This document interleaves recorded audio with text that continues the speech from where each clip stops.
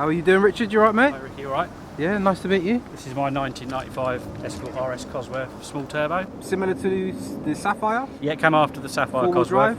Yeah, four-wheel drive, all Escort Cosworths, So four-wheel for drive. anybody that's seeing this car for the first time, do you want to briefly go over what it is? Yeah, of course, yeah. This is a small turbo. You've got the bigger the small turbo. This is the small turbo variant. 225 horsepower standard, roughly around that. Yeah. My one's got a little bit more, but nothing too. This is running. So it's about the same as the Sapphire as well, right? Yeah, the Sierra Sapphires, they're around 225 brake when they were standard. Yeah, it's had a few modifications. It's got a K&N panel filter, stainless steel decat exhaust. Any software? Yeah, it's had I think it's got a Collins chip from back in the day. Okay. It's running 268 horsepower, I think, and about 285 pound-foot of torque, something like that. So it having a smaller turbo, did it make it slower? I know the pickup was obviously quicker. No, it's actually the pickup's a lot quicker. Yeah. I think the main, if I'm honest, I've driven both. I think the main thing with the small turbo is it's just an easier car to drive, but it depends what you want one for. If you want one to tune and make big power, the small turbo is probably not the better option. But if you want one to drive as a nice classic or something that's drivable, a small turbo I think makes a lot of sense. As I already said off camera, guys, the interior in this car, right, it's like a German car, and you say this is like a luxury edition, right? Yeah, Lux that's edition. right, Ricky. Yeah, this is the Lux edition. It's got the leather Recaro as opposed to the cloth. The cloth are really nice. To be fair, I really like the cloth nowadays. They've got the hexagon design, but the leather is nice. It's got electric tilt and the slide roof. Okay. Spoiler was a delete as well, wasn't it? That was an option to be deleted. Yeah, I mean some people did.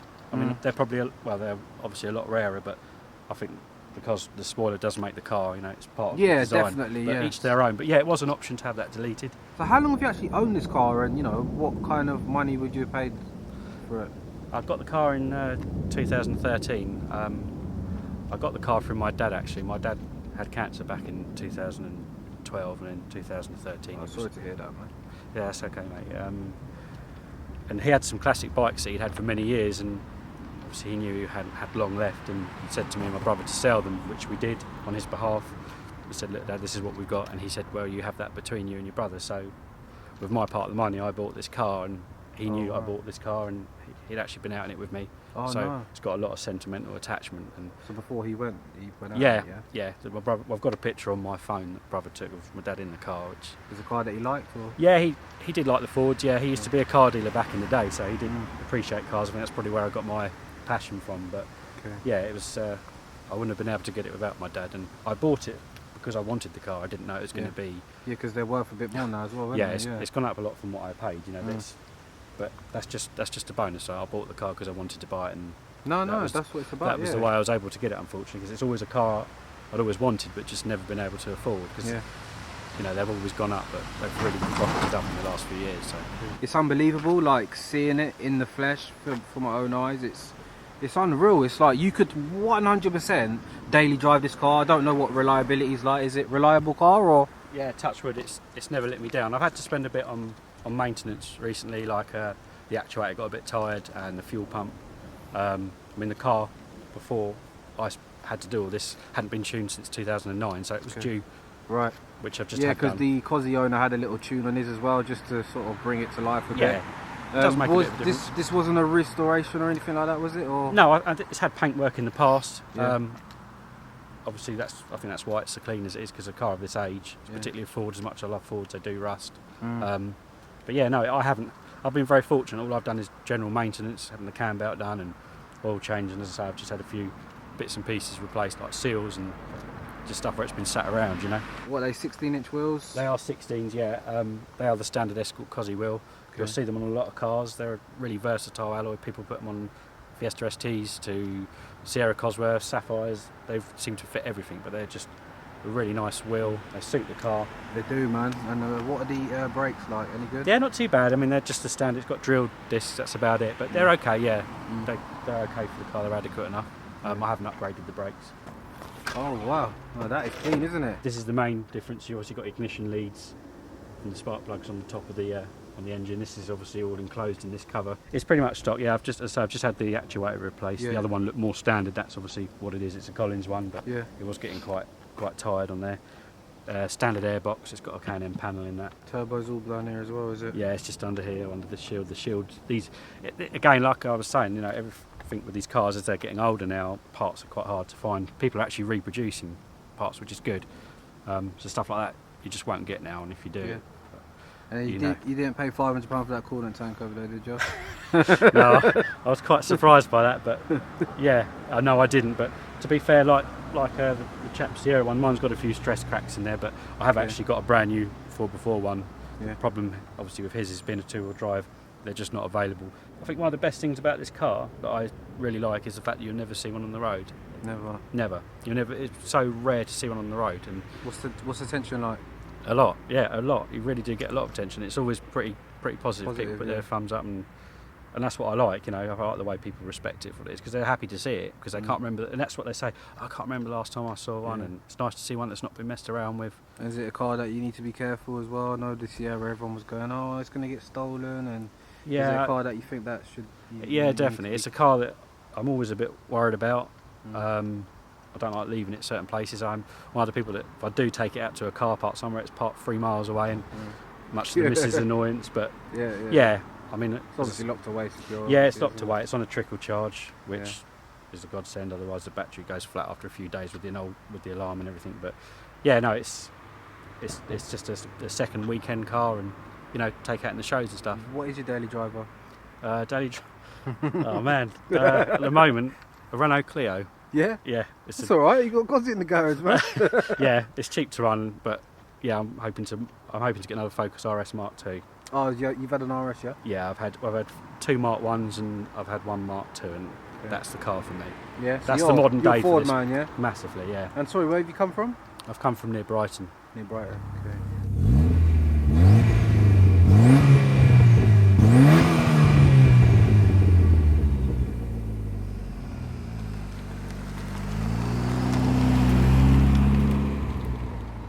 Immediately, Richard, this definitely feels very luxurious in here. Quite dated now compared to a lot of modern stuff, but it's okay. It's functional. I'm taking a right, sorry. Okay, no and has it got aircon or? It hasn't got aircon. That was an option. Also, the other option is a passenger airbag, which mine hasn't got. You can optionally save your life, and it feels nice over these bumps. Yeah, it rides okay. Because a lot of cars that come down this little bit, they can't even hack this bit to be crashing about. It's quite a civilised car. So I've done a few journeys up to like Silverstone, up to Northampton, which is quite a long run for me. Yeah. And it's actually quite comfortable, dare I say it, for what it is. But that's because it's not been lowered. Obviously, start lowering. It's sitting quite high, doesn't it? They sit nice. They look like rally cars, don't they? Yeah. And you say it's running about 268 horsepower and about 280 something pound for a torque. So it's okay, Yeah,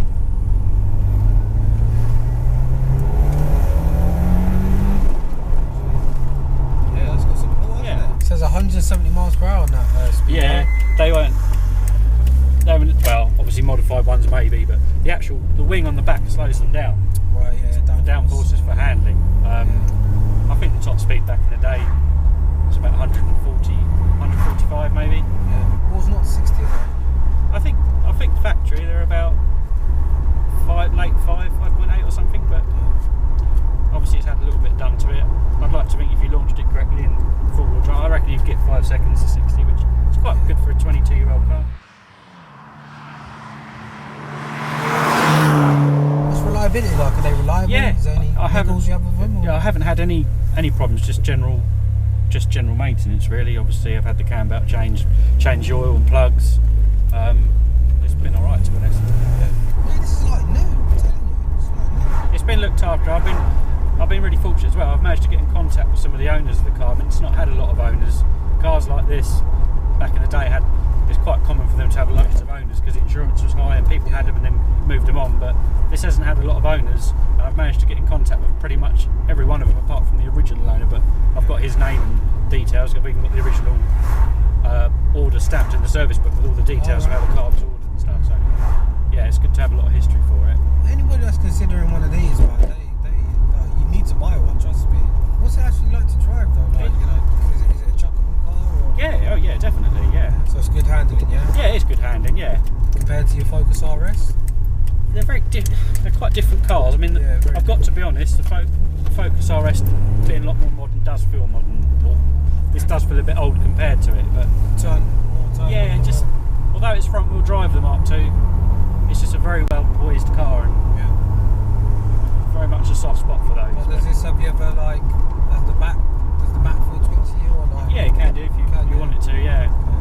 Yeah, they will snap if you want them to. Yeah, depends if you push them too hard, but they are pretty good.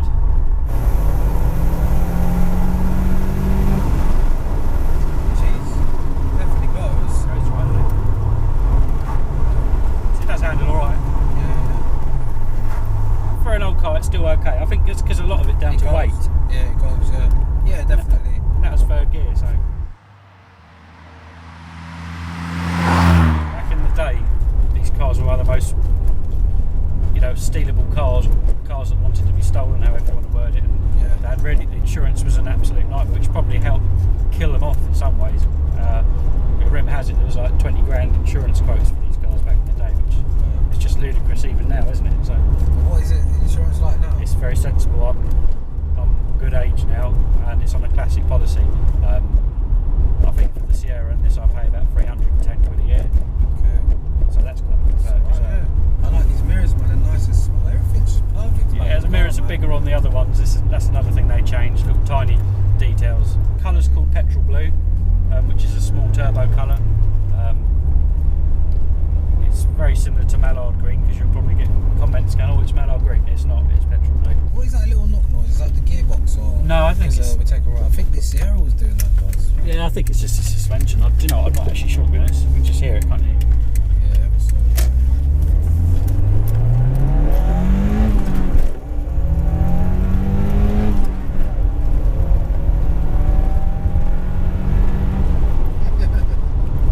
It does go, doesn't it?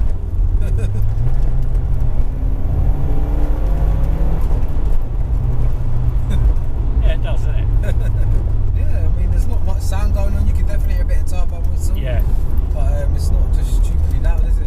Well, No again, chirping. you've got a big air filter, a big Group A. Yeah, They you can- chatter away. That's what Yeah. we're talking Don't about. that tempt you to like that sort of stuff? Or? Well, I do like that one, but again, with the small turbo, I don't think that setup works, because the management is different on this car. Yeah. Whereas the other one had Weber management, grey injectors. You can really get involved with those ones. You can tune them up.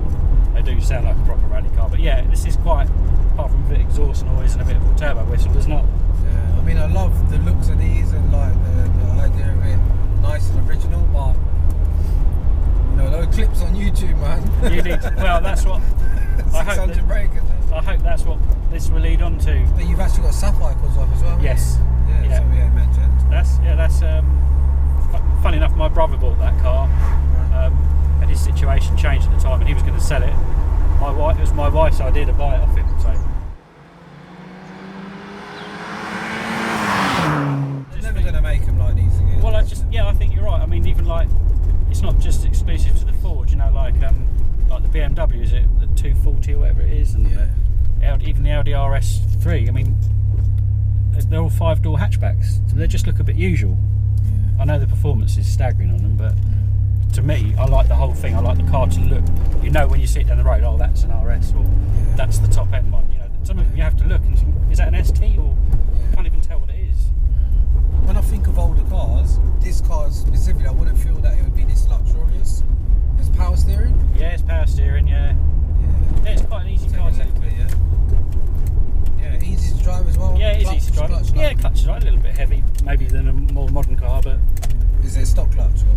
Yeah, it is. Yeah, it's not been uprated. Well, apparently you're an undertaker as well. Yeah, I work for a funeral directors. Yeah. Any people out there? This is the man. Links will be in the description.